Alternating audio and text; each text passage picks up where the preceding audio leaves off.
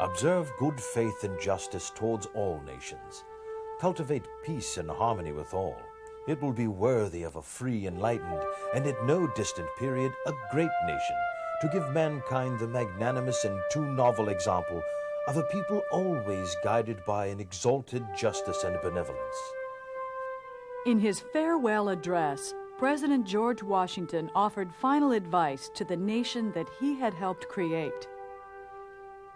Washington warned the United States against maintaining a standing army, encouraged Americans to avoid all foreign alliances, and repeated his belief that the nation's survival and future greatness depended upon its virtue.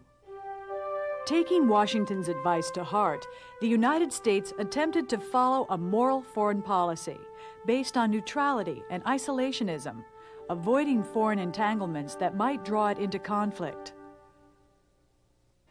In the 50 years between the end of the Civil War and World War I, the United States' relationship with the rest of the world would undergo major changes as the nation completed its conquest of the West, created the world's most productive industrial economy, and acquired overseas possessions.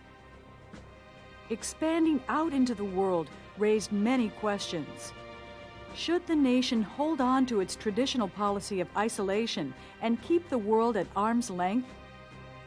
Should it intervene in other nations' affairs to bring the benefits of democracy and the American way to nations in need?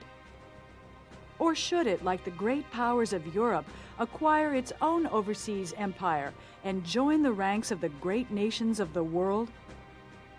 Today, we look back on the era of American expansion and ask many questions. What motivated the United States to expand its influence into the Caribbean and Pacific? How did the nation treat the people with whom it came into contact? The United States often brought its idealism to its foreign policy, but good intentions were often bound by the prevailing beliefs about race and culture, and American actions and policies at times fell short of Washington's high ideals.